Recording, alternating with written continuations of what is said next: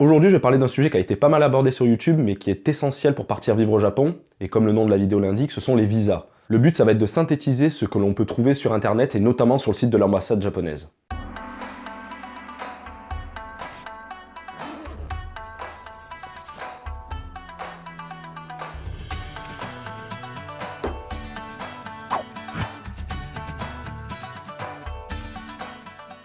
Bon, le premier visa dont je vais parler, c'est le visa pas de visa. Je l'ai évoqué dans la vidéo précédente, mais on peut partir au Japon jusqu'à 90 jours sans avoir besoin de visa. Si ton objectif c'est juste de voyager et de découvrir le pays, les paysages, ce genre de choses, il n'y a pas forcément besoin d'un visa. 90 jours, ça représente 3 mois, ça peut être amplement suffisant.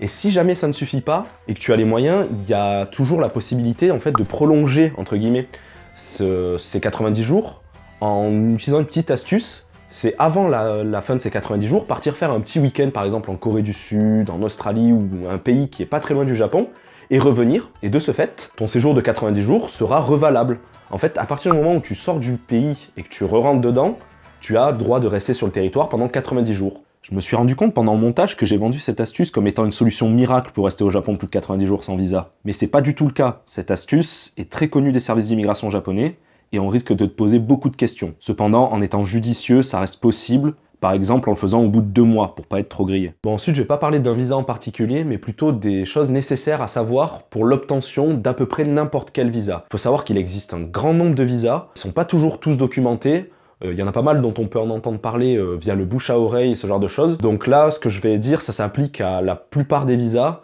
et à la toute fin, je vais vous parler d'un dernier type de visa qui m'intéresse particulièrement. Alors déjà, pour choisir son visa, ça dépend vraiment de ton objectif en allant au Japon. Comme je l'ai dit, si ton objectif est de voyager, tu n'as pas forcément besoin de visa. En revanche, si ton objectif est d'étudier, par exemple, le japonais, ou alors travailler sur place, donc dans un domaine en particulier, ou quelque travail que ce soit, il y a des visas qui sont spécialisés là-dedans, tels que le visa étudiant ou le visa travail. Après, il existe d'autres visas qui sont plus spécifiques et dont je ne pourrais pas parler puisque je n'en ai pas la connaissance, tout simplement. Dans tous les cas, pour un visa de type long séjour, c'est-à-dire supérieur à 90 jours, il faudra obtenir un COE, un Certificate of Eligibility, ou certificat d'éligibilité en français. Et comme son nom l'indique, en fait, ça permet d'attester que tu remplis un certain nombre de critères à l'immigration au Japon. Alors pour l'obtenir, ça se fait uniquement via le bureau d'immigration au Japon, mais en général, en fait, c'est un certificat qui sera obtenu par ton organisme d'accueil, ton école ou ton entreprise par exemple. L'obtention de ce COE ne garantit en rien l'obtention du visa, mais par contre accélérera grandement la procédure pour l'obtenir. La procédure peut être assez longue, ça prend de 1 à 3 mois, et c'est d'ailleurs pour ça en fait souvent que quand on regarde des offres d'emploi pour le Japon, il est précisé que le boulot ne commencera pas avant 3 mois, parce que justement, en fait, c'est le délai d'obtention de ce certificat, tout simplement. Une fois que tu auras reçu l'original de ton COE, il faudra que tu remplisses un formulaire de demande de visa. Ce formulaire est en anglais et il ne présente pas grand-chose de particulier, mis à part qu'il demande une adresse de résidence au Japon.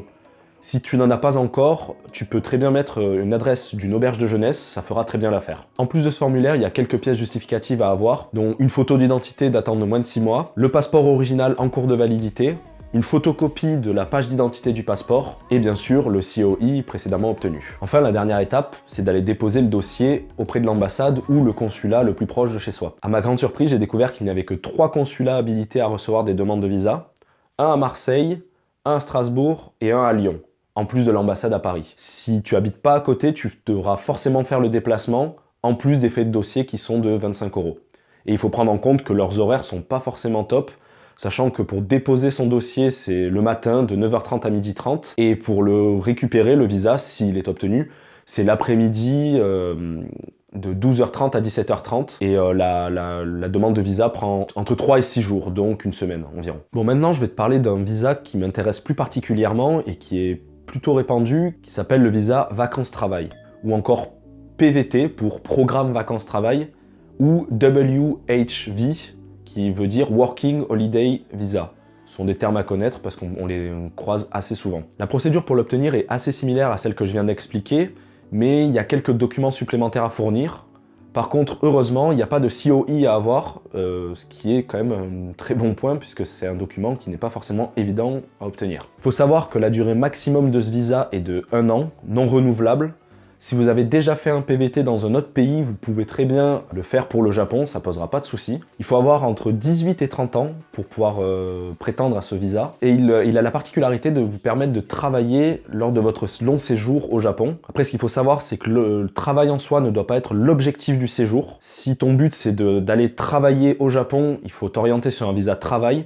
Le PVT est là uniquement pour permettre aux gens de voyager et de travailler pour financer leur voyage. C'est uniquement ça le but du PVT, et pas juste de travailler et de se mettre à fond, de se lancer dans une carrière au Japon en fait. Et donc les quelques pièces justificatives à fournir en plus, c'est un projet détaillé du séjour. Alors en fait c'est un modèle qu'on nous donne sur le site de l'ambassade, qu'on doit remplir en détaillant en fait exactement ce qu'on compte faire durant ce séjour de 1 an par exemple. Donc en détaillant les périodes, les villes dans lesquelles on compte être et le budget qu'on alloue à nos loisirs en fait. Il faudra votre curriculum vitae à jour. Ajouté à ça, il faudra que tu écrives une lettre pour expliquer l'origine de ton intérêt pour le Japon. On pourrait apparenter ça en fait à une lettre de motivation. Il faudra aussi un certificat médical datant de moins d'1 mois de la demande de visa pour attester de ta bonne santé tout simplement. Et enfin, le dernier document, mais pas des moindres, un justificatif financier. Alors il y a 2 possibilités pour celui-ci. Soit d'avoir 3100 € sur son compte en banque et un billet d'avion aller-retour d'une période de validité de 6 mois avec un retour modifiable. On va se mentir, c'est compliqué à avoir ce genre de billet parce qu'il coûte assez cher. Ou alors 4500 € sur ton compte en banque afin d'attester en fait de pouvoir subvenir un minimum à tes besoins une fois sur place et d'avoir la possibilité de prendre un billet de retour à n'importe quel moment, en cas de besoin, en cas de problème, on sait jamais. Voilà, et ensuite, comme je l'ai dit, il faudra aller le poser à l'ambassade de la même façon que les autres visas, sauf que celui-ci n'a pas de frais, petit avantage. En résumé, le visa sur lequel tu vas t'orienter va vraiment dépendre de ton objectif au Japon. Si tu souhaites faire des études, tu vas plutôt t'orienter forcément sur un visa d'étudiant. Si tu souhaites travailler et faire carrière, par exemple, au Japon, plutôt sur un visa de travail. En revanche, si tu souhaites voyager et travailler pour financer ce voyage, tu peux t'orienter sur un PVT qui est, encore une fois, très répandu. Et après, si ton objectif c'est juste de voyager, tu peux très bien envisager cette possibilité dont j'ai parlé au tout début, de ne pas prendre de visa et de te limiter soit à 90 jours, soit en prolongeant, en bidouillant un peu, en allant faire des week-ends à droite à gauche. Dans tous les cas, si cette vidéo t'a plu, n'hésite pas à t'abonner à la chaîne. Il y a encore pas mal de vidéos qui vont arriver d'ici octobre, et même après, une fois sur place au Japon, je compte continuer à faire des vidéos mais probablement sur comment vivre au Japon. N'hésite pas à aller me suivre sur les réseaux sociaux, Facebook et Instagram, je suis pas mal actif dessus. Je te donne rendez-vous pour la prochaine vidéo de notre série Partir vivre au Japon. A plus!